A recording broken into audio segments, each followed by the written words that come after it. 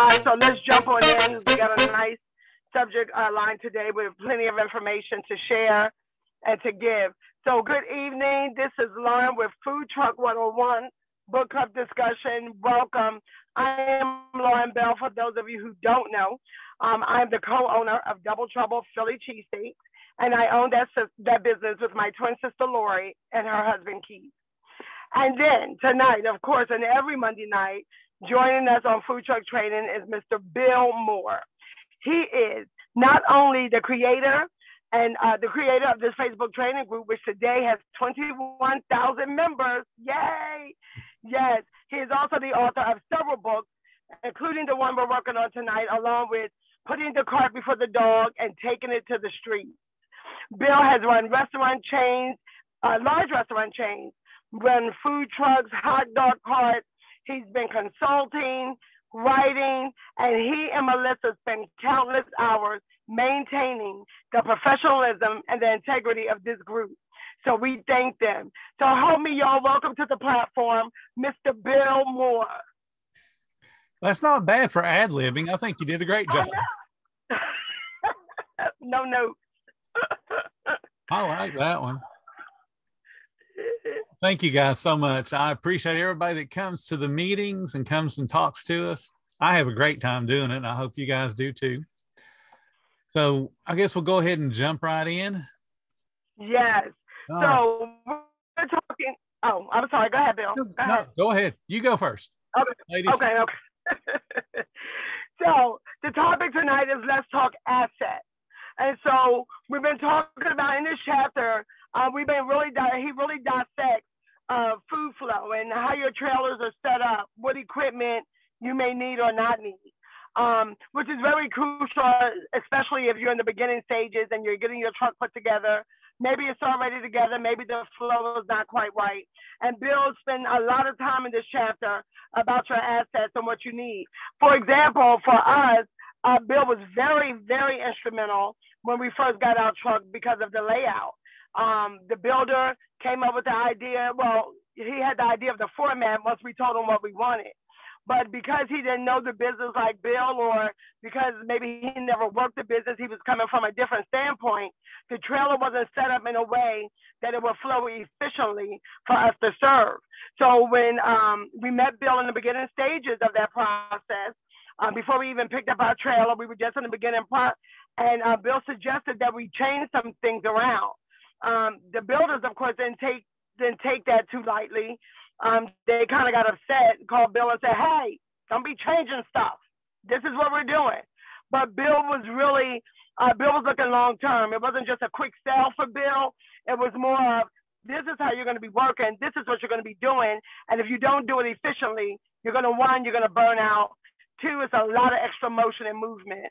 And so for those of you who do not have your trucks yet, for those of you who are still in the thought process, this is a very interesting chapter. So Bill is going to get into the layout, the workflow of how we do this. So Bill, let's talk a little bit about, let's just start with, and then you could just take it away. How important is it for your trailer to be set up to run efficiently over the long haul? Because you could do anything for a moment. But if you're talking longevity and long term, what is our thought process as we go out and purchase this equipment? Well, when I start to talk to folks, your menu is super important. What are you going to be selling? How's it going to be cooked? Where is it going to be held? Those things become super important. But when you're talking about how to get the order from the guest's mouth to the person that's making the food, to the person that is assembling it or presenting it, you've got to have a workflow, and it's got to make sense. Otherwise, you end up wearing yourself out. One of the things that you guys, we talked about was the position of the cheese in relationship to where you are adding on the steak, the meat. Since you're a Philly cheese truck, that means you're always going to be having your hands in the cheese. And that means every time you were making a sandwich, you were doing a 360 basically. And turn all the way around, pick the cheese up, turn all the way back around to put the cheese on the grill. And that's just one of the things that you just got to think through the process of how the food's going to be assembled. Because you can do it, like you said, a few moments and you got it. But when you're doing it day in and day out, over the course of several days a week, over the course of months and then years, your body wears out. You get really, really tired. And the more tired you get, the less likely you are to smile, the less likely you are to be friendly, because you just want to get people the heck out of the way so you can go home. So workflow is super important, not only just for your speed, but just for your body's sake. And that's one of the things that we talked about with your build. And we'll bring that up a little bit more. Before I start to talk for a whole bunch, I want everybody to kind of share their dream equipment, or if they already have their truck or hot dog cart or their trailer, kind of give us a view of what you're working with right now, what you like about it, what you don't like. So I know a couple of people already open, like Joanne, and she works off a hot dog cart, and I'd love to hear about that. Or anybody else that's got equipment that's either a dream or something you already work with. Because you're a talker. All right, I will talk about the hot dog cart. There you go. Let's start with okay.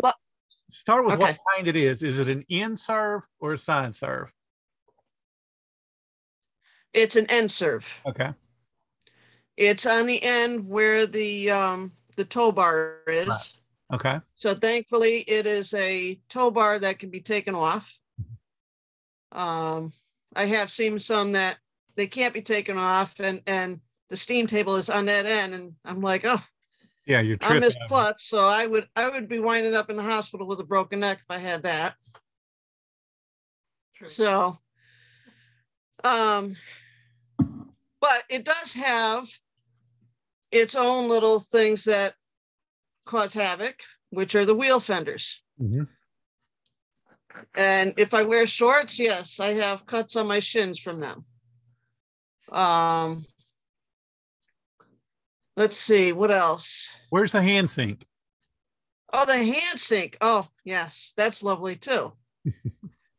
That is in front of my bread box, and I can't get to it if I'm standing at the steam table. I have to go around my cart. And the way I'm set up, I'm at the end of my Jeep, and I have the door swung open so people can't just walk through where I'm standing at my steam table. So I do have to go all the way around my cart to get to the hand sink or any of the sinks. And also the pump to turn the water on. Luckily, you don't have to use it often. So, and then the water heater is located inside the bread box. Right. So it limits me on what I can put around it when I have that on, because you have to be able to have the airflow around it. I have to have a door open for airflow, which means my customers can see inside my bread box. Where the hot water tank is. Excuse me? Where the hot water tank is. Yes. Yeah. The second day that I was out, the cooler that was that's attached to it for my meat holdings. Yeah. That detached, and because they only had it held on with caulking, a bead of glue. That was it. And I was closing up, and I was like, oh my God, what's going on here? And I looked, and my cooler was just hanging on by a bar that was going across on the bottom. Yep. So, and then if it's windy out, I have to constantly check to make sure that my flame is still lit on my steam pans. That's a constant problem. Yeah. So, just limited on space. Yep. So how many hours do you go out a day? I'm open from, because of where I'm located, I'm opening from 10:30 and I close at 4:30. So probably a good 6 hours I'm out there. And I am getting people at 10:30. I'm also getting people at 4:30. And as soon as I pull up, at 9:30, quarter to 10. I'm not even detached from the Jeep, and people want to know if I have any dogs ready. So that's always a challenge, because at least a food trailer can keep their window closed and look like they're closed. Yes. You can't on a hot dog cart. No, I closed up Friday, and you could tell there was nothing on the cart, and I had a guy run into me. Do you have any more food on the cart left? I'm pulling away. I'm going to the driver's seat of my Jeep to go home. You know, that's happened to me many times. It's crazy. It is. So on a 6-hour day, how tired do you get with that layout? I am exhausted. Yep. Because when you come home, how much work do you have to do? I'm exhausted because when I get home, I still have to unload everything. Restock for tomorrow. Clean everything, wash the whole cart down, drain tanks. It's just clean out the coolers. And just from walking around that 6 hours around that cart, it just drives me nuts. Really? So it's not just a back and forth. I mean, I've got to go all the way around to wash my hands. And even for my bread, I keep it in the bread box. It's probably a good 5 or 6 feet steps that I'm taking, but I have to make sure that I go around the whole cart, because they have the bicycle handles on it also that, they like to grab your shirt. Yep. And pull you the other direction. I used to catch my belt loops on it a lot. So I'd start to walk and I would end up jerking the cart sideways. Yes. Oh, no. Grabs the apron. Yeah. And if I have any cash in the apron, it goes on the ground and it's raining money. You know, everybody's like, oh, yes, you're giving us gifts. No, I'm not. No. So is just a Bill, is Joanne's cart set up to run efficiently? Like, is it set up the way a hot dog cart should be, or is her setup a little odd?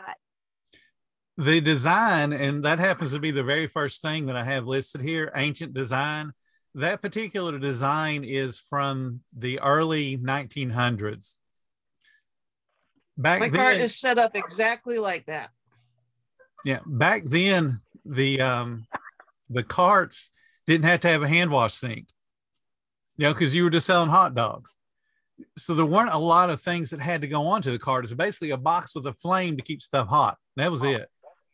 And, as they added more rules and regulations and made it more and more complicated, most of the cart manufacturers just said, okay, we'll just stick a sink here. And that's what, Joanne's facing, the sink on the opposite side from where she's standing. Oh, wait a minute. No. My hand washing sink is not the opposite side. It's all the way. It's on the opposite side of the cold storage. If you're looking at the picture in the book, right, the hand washing sink's on the opposite side of the cold storage. So I have to go all the way around my cart. Let me look real quick, because I know that's in the book. Because you've got it's in front of the bread box, just the opposite side. Okay. Is that page 123? Yeah, that's what I was. Page 123. Yeah. Yeah. Yeah. See, that particular design is from the 1900s, and you see where the question marks are. That's where they stuck the sink on a lot of carts. Yours is where the set of question marks is beside the cold storage, right? Yes. Yeah. That's the two places they typically put it. And somebody that's relatively short cannot reach the hand sink at all. They have to walk around. And just like I have the trip hazard little star system there, I tripped over and nicked my shins so many times, and I always wore blue jeans or pants. And I still, would be bruised on my shins from those stupid fenders. I absolutely hated those carts. And then another thing I have a grill attached to the side of the cart. Yeah. Luckily, I don't use it because people come in and they think it's an armrest. So they just lean against they put their food up there. They cross their arms and wait for their food there. And then when I say something, please don't lean on that, they get very not angry, but put off that I'm saying something to them. What I ended up doing was I set my cart underneath I think it was a 13 by 13 tent, maybe in 10 by 10, I can't remember. But anyway, it would set underneath it. And what I would do is park it completely under that tent and then put a table across and made it very obvious. This is where y'all come to order. I have that. I must have some really dumb people that come to me because they still don't go to the table. That's funny. I usually would keep I had a van that I would tow with, and I would put it at the back to where they couldn't get to the back side of it. But anyway, you're right. People are dumb. They will come. I've even moved my menu to where the table is, so it draws them over to that side. And they still, they rather stand in front of my sinks. And I have to tell them, why don't you come on over to the table and I can take your order. Yeah, absolutely. That's how it is.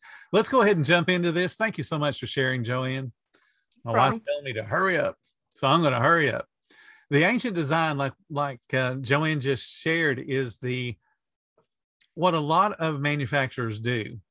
They get in their mind, this is how a food truck or food trailer or hot dog cart should be set up, and they're going to sell it to you just like that, just like Double Trouble got. They don't take into consideration the workflow and what you guys have to deal with on a day-to-day basis. So that's one of the things I discuss in the chapter is we think about your workflow. Where's the things going to go? To fix the problems with a hot dog cart, there's actually a couple of different manufacturers that make what's called a side serve. And they extend the top so that it comes down straight over the wheel. So the wheels are actually behind the walls. So it does make a little bit of a mess on the inside of the cart because, they're exposed there, but you can build fender wells around that just like a normal car does.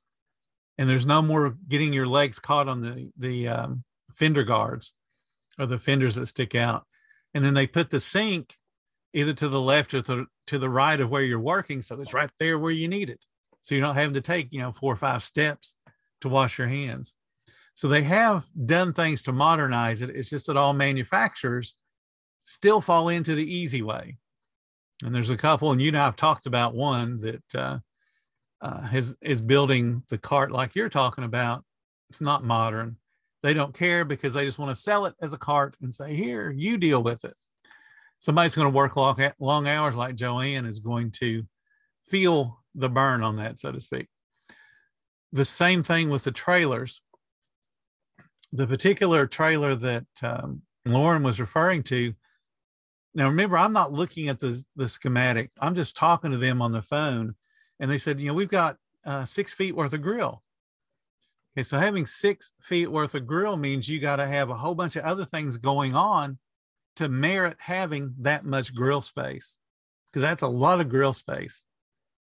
A 6-foot grill, for example, I had a Wendy's, and we did about $2 million a year, and we had a 6-foot grill. Okay. Wendy's is set up super efficient. A food truck with a 6-foot grill doesn't have a full walk-in cooler and a walk-in freezer filled, from floor to ceiling with food.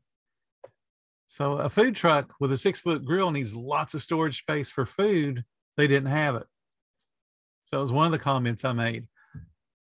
After we talked about the assembly process for their sandwiches, well, where are you going to wrap them? There was no place to land the sandwich to wrap it. There was no place to land the fries when they came up out of the fryer. You go to any restaurant and they will have, it's referred to typically as a fry dump station. And it's just a pan with a whole bunch of holes in the bottom of it so they can take the fries, shake them out of the basket, throw them into the dump station and salt them. Then all the shortening that drips off of the fries goes into a holding pan underneath the perforated pan. And then they scoop the fries and serve them. They didn't have a place for the dump station, didn't have a place to wrap the sandwiches. They didn't have near enough storage to merit having a 6-foot grill. So that was our conversation the first time. And mind you, that setup was by the builders, right? Yep. So they're worried about just getting equipment into a trailer. They didn't care what we had to do or what the setup was.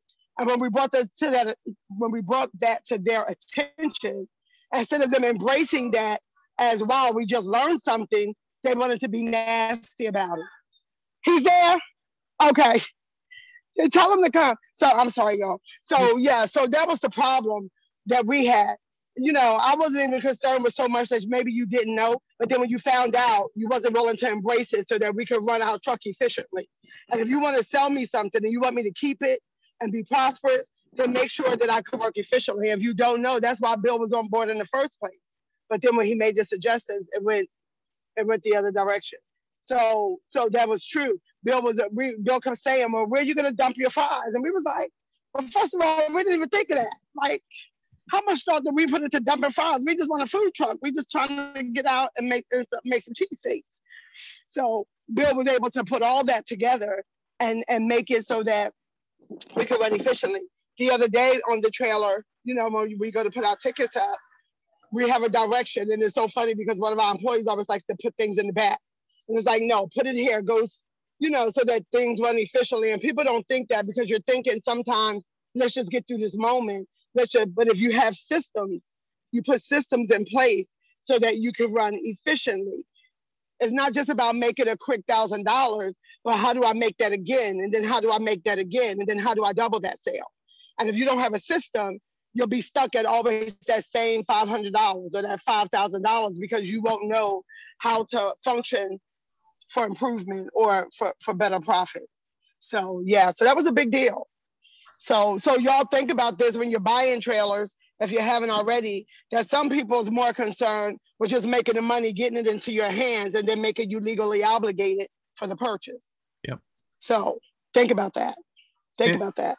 Here was my thought process, not only just to help you guys out so you wouldn't be worn completely out when you were in operation, but if I can make the owner of the food truck be efficient to where they can serve a whole bunch of people, make a whole bunch of money, at the very least, they remain open in their food truck or their food trailer.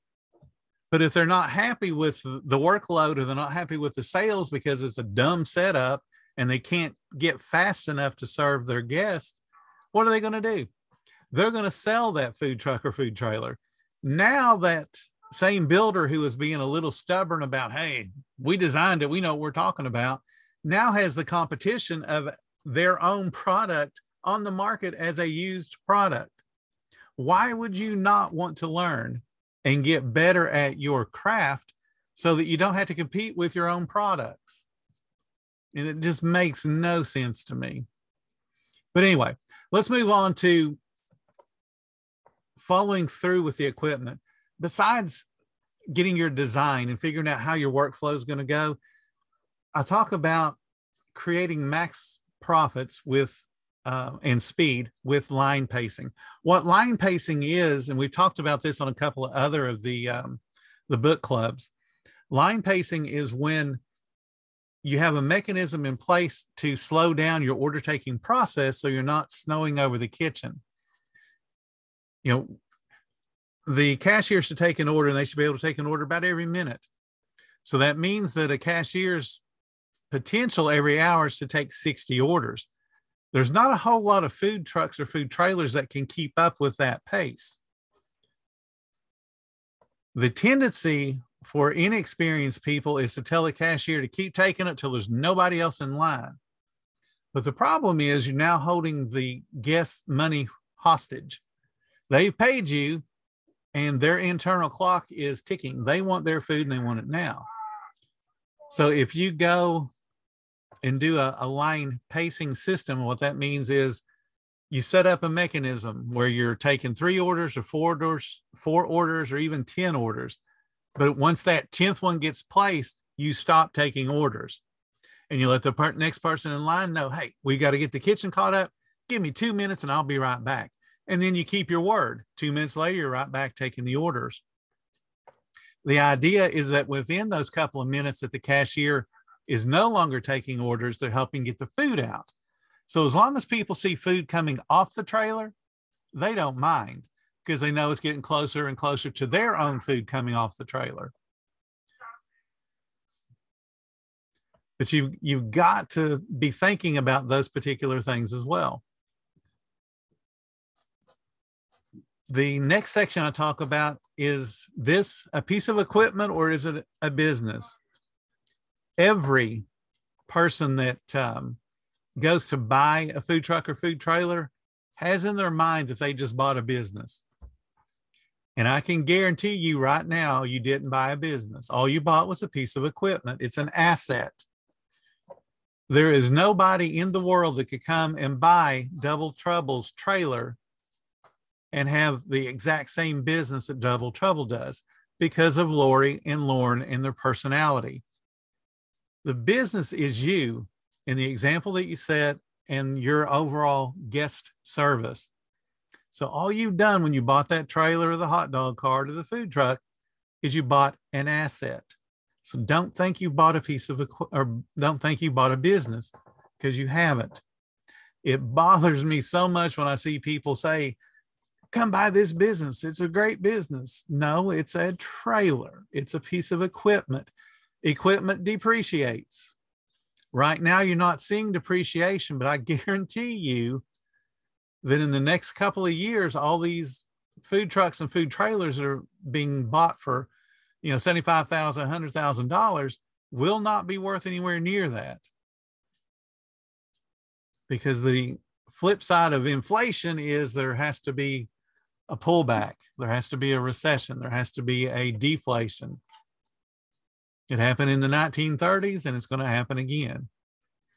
The idea is for us to take advantage of everything now and be prepared for when it does happen. I've got a chapter on how to inspect used equipment for value. It's several pages, if I recall. And I go through everything that you need when you're looking at a trailer or a hot dog cart, because it's not just you walk in and look at a used piece of equipment and go, yep, the grill lights up. Yeah, the cooler's cold. I'm good to go. You need to be looking underneath the trailer and on top of the trailer, the walls, the roof, everywhere. You can't afford not to look at something because you're so excited you're going to buy a piece of equipment. You're going to buy a new kitchen. Equipment to me is like being in a candy store. When we were in Houston a couple of weeks ago, we went to, is it Chef Mart? Is that the name of it, I think? Yes. Yeah, Chef Mart. And me and Melissa spent a couple of hours in there just looking around because they got a bunch of stuff that we haven't seen, which is really cool. And then they have a whole bunch of equipment we were talking about we need to buy. So we were, looking at everything, all the different presses that they had. We were looking at the mixers, the floor mixers. We were looking at everything they had because it's candy to me. It's just the neatest thing. So when somebody goes on to a food trailer and looking at a used one, it's the same deal. Oh my goodness, look at this. This is so awesome. Look at this. But you got to remember, you got to look at the wheels, you got to look at the axles, you got to look at the rust that's underneath the framework. You got to climb up on the roof and see what the little mushroom above the hood system looks like. Look at the roof itself. It may be laden with grease. Because I've noticed some of the builders are taking the mushroom that goes above the hood system, and they're turning the little drain pipe so it drains on the roof.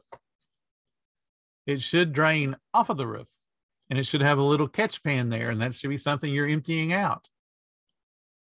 So when they have it drain on the roof, you just forget that it's there. So now the drain pan overflows, if there's even one there to begin with. And then you go up on the roof and it's just laden in grease. So those are the kind of things you got to look at. And all the things that are negative is a reason to knock down the asking price. You don't want to just look at it and go, yep, that looks like $30,000. I will buy that. Because if it was even in pristine shape, you want to inspect it. There's always a reason to knock down a price. Now, whoops. I was rolling. Bill, Bill, can you hear me? Yes.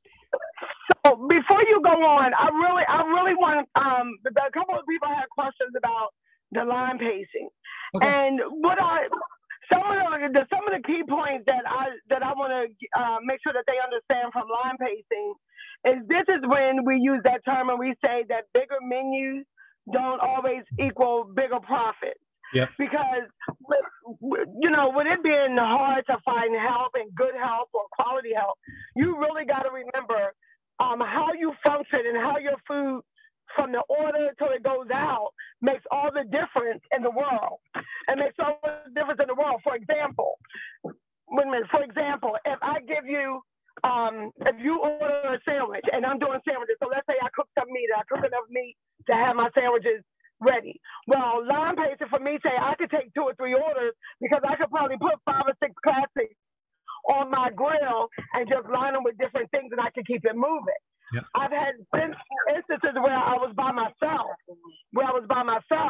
and so me having meat ready, me having my prep station ready, allowed me to go to the window, take a few orders for those people who was there, have them sit down, have them go to their cars, whatever the case, and then I had a system for getting that out. But think about this. If I'd had a cheesesteak order, a hoagie order, and let's say, I don't know, 2 salads or something way off kilter, I have to change the whole pace in which I'm functioning to stop, drop, and pick up a whole nother bowl, a whole nother dish, a whole nother set of prep items. And so I want you guys to be picturing line pacing, how efficiently you can run when you say, hey, I can go to my window right now and see 5 people online and go, are we all doing classics? What are we doing? Or how many classes do I have? I could get in right now. Everybody feels like they're being taken care of at one time. And I'll tell them, I'll collect your money if I'm by myself. I'll collect your money when you pick up your food. And then I could ring 5 people out, one behind another. I don't have to stop, bag you up, ring you up, and then do it all over again. So if you're not thinking systems and line pacing, when that person calls out and you've been banking on somebody, how do you function? How do you have that go out? So really, really be thinking about that because people get stuck with that. Not only that, we have a system on our truck that when we have 10 tickets in our rack, we take no more order. We politely go to the window and say, hey guys, give us a moment. We're not taking any more orders right now. We're going to get these out. And now we got orders flying out of the window and people are okay with that because something's happening, something's moving, and we're not just stuck in the space with no idea of what's happening next. So think about those things because they make all the difference in the world. When you're in line for 5 minutes, to them, it seems like 20. To you, with all the stuff you have to do, it seems like 30 seconds. There's a big difference in how we perceive what's happening in this line. So line pacing is very important. It'll help you think about your menu. It may even help you curtail your menu. So really, really give that some consideration. You need to learn this. Go ahead. No, you're exactly right. Okay. The thing about line pacing, I'll give you an example for a hot dog cart because I did a lot on the hot dog cart. The bad thing about a hot dog cart is no matter where the hand wash sink is, it's never where you want it to be. To your podcast, or you're listening to this? And I just hit the button again. There we go. Anyway, in a hot dog cart, what you're dealing with is, let's say a bunch of people come up. Let's say 10 people come up. I'm going to take 3 orders because the orders are going to be fairly simple because, again, you have a small menu on a hot dog cart. The same thing that we preach about, you want to start with a small menu. Do not make it difficult on yourself. So I can take 3 orders. Then I can turn around and wash my hands and go ahead and make all the food for those 3 orders with my gloved hands because I've taken the orders, collected the money. Okay.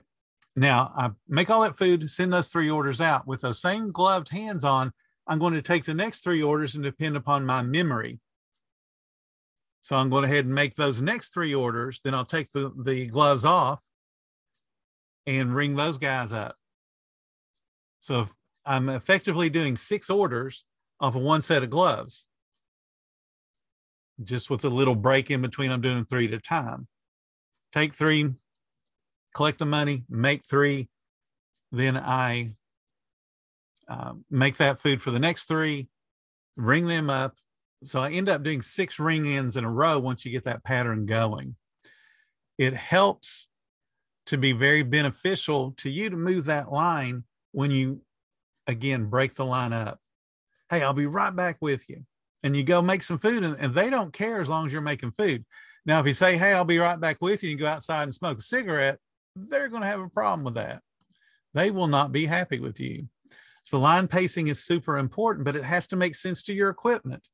And that's why we talk about your layout's got to be perfect, or not perfect, but it's got to be as good as possible. So the workflow, the flow of your food, it goes in one direction as much as possible, because every step back and forth is weight on your legs. It's wearing out your back. It is slowing you down, and you will be tired by the end of the day. So that's last comment on line pacing. Now, the little pro tip that I've got there, it says, wait until after your area's prime selling season is over for the best deals on used equipment. Most folks will buy equipment even when they don't need it, especially once they get going in operation, just because that's just what they're used to doing. And I've had like a small warehouse of my own equipment at one point, because you're always going to see good deals. And once people get accustomed to you buying stuff, you'll have people calling you up and say, hey, I've got 2 fryers, I've got a hood, are you interested? And it is real good to have backup, Melissa just said, because you just never know when something's going to go down, or you need to rob a part off of something you got in storage to fix something you have on your trailer. Always have backups, but you want to wait until your area's prime selling season is over. For me in Florida, once we get past October, that's when the prices start to go down, because people get frustrated with the business. Oh my goodness, this is not working the way I thought it would. I want to get rid of this bear. I want to get rid of this trailer. And they sell it because they're frustrated. So again, wait till your area's prime selling season is over to get your best possible deals. The next line there is a chapter or a section that's called Almost Perfectly Self-Sufficient. As much as possible, you want your trailer to be self-sufficient. What that means is it has its own 3-compartment sink. It has its own hand wash sink. It has at least refrigeration to get you through a day. And it has the cooking and holding ability for foods once they're cooked and then they're held. And it's got room to do some prep. That would be the bare minimum to qualify as self-sufficient for most states. Florida, for example, allows you to not have to deal with a commissary, and you can get your water from any place that has a municipal water source. So you could go anywhere, like an RV lot, or you can go to a truck stop. Any of those places that have, good fresh water, and then a place for you to dump, and that can be your commissary. So you don't have to worry about finding a commissary that has cooking equipment, storage equipment, and that kind of thing. About half the states in the country recognize that in one way, shape, or form, and then the other half want you to go to a commissary, and they don't want you to leave anything on your truck. But more and more states are realizing that food trucks are legitimate restaurants. They're not the roach coaches of the past. And in a lot of cases, food trucks are better than legitimate restaurants because they're newer, they're cleaner, and they're better maintained. On average, I'll just throw this one out there so you can feel good about the industry you're in. On average, food trucks score 5 points higher on random inspections than restaurants do. 5 points higher. And it's this is across the country. The last thing I have here is create an equipment manual. Every piece of equipment that's on your trailer, your truck, and even on a hot dog cart should have an equipment manual. Whether you have it in your possession or not, you want to look up the serial number for your piece of equipment or the model number, find it online, and then download it and have it physically wherever you are set up. Because it is no fun for you to be scrolling through your phone trying to read the fine print on a troubleshooting for a fryer or a grill because it's not lighting, or it's not keeping temperature, or it's not working the way you want. I've done a number of phone calls with somebody trying to FaceTime me, holding their phone different ways, trying to get me to be able to see what they see so that I can tell them there's a screw right there. You need to turn that a little bit to adjust the propane flow, or you need to disconnect this, or you need to go out and check the regulator. Those are not fun phone calls because they were in operation. And at that particular moment, they couldn't sell anything because they couldn't cook anything. But had they had the equipment manual already printed, they could at least run through the troubleshooting and maybe have found their own problem. But what else an equipment manual does for you besides the troubleshooting is it tells you the daily, the weekly, the monthly, the quarterly, the semi-annual, and in some cases, the annual cleaning and annual maintenance that has to be done on every single piece of equipment that has that particular owner's manual. Those things become important because that's how you keep your equipment running efficiently into the future. If you don't care enough about your equipment to make sure that it's running properly, just tear the manuals up because you'll have something fail. And if you're buying new equipment, make sure you do all the registrations and all the warranties and all those kind of things, because you don't know what will be covered and what won't be covered. And it's better to go ahead and send in the registrations and the warranty cards than it is to realize when something breaks down, it's, oh crap, I didn't do that. So it's one of my fun things to do every time I buy a new trailer or a new truck is sit and open up all those little plastic wrappers and get those cards sent in. I've done that for the restaurants. It took me like one whole day one time to send in all the cards way back before the internet. All right, the homework for this particular chapter was to determine your budget for your trailer, your truck, or your cart, and then all the required equipment. And that's because at this point, you've already figured out your menu. If you've been following the book in its steps, you already know where you're buying your food from. And you got to think about the equipment beyond the cooking. So we're talking about flags and menus and lights and security system, all those kind of things you're going to need to operate because you got to know what the budget's going to be. You need to begin your search at this point if you're not already in operation. And don't be afraid to shop around if you're buying new. There's got to be at least 200 manufacturers in the US that I'm aware of, and there's probably more. Don't be afraid to shop around, and don't be afraid to price shop. And don't be afraid to tell them, hey, this guy in Houston will build it for $43,000. Why are you charging me $50 for the exact same size and same equipment? So don't be afraid of doing those kind of things. Allow as much time as necessary to get the equipment that you need. And that's equipment you need for your menu and for the research for your particular area. Most people, when they get into wanting to do a food truck, they want to do it now. And it's not very easy to do. If I was to, and Melissa and I have talked about this, if I was to do one today and go out, it would take us probably, depending on how long it takes to get the equipment, about 2 months to get open.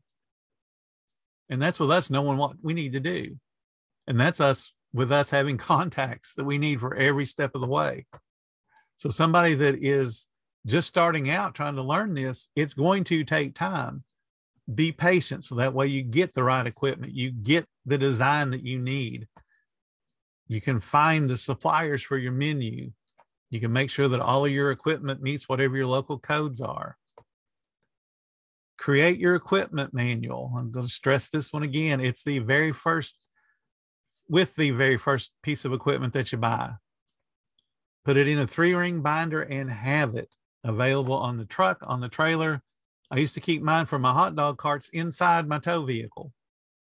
And there's not a whole lot of working pieces on a hot dog cart, but if it's going to break down, it's going to be that on-demand hot water heater, or you're going to have problems with the wheels, one or the other. And you could have a problem with the tow bars as well. But you got to have that equipment manual. And the more complicated your menu is, the more equipment you got, the more pieces you're going to have in that equipment manual.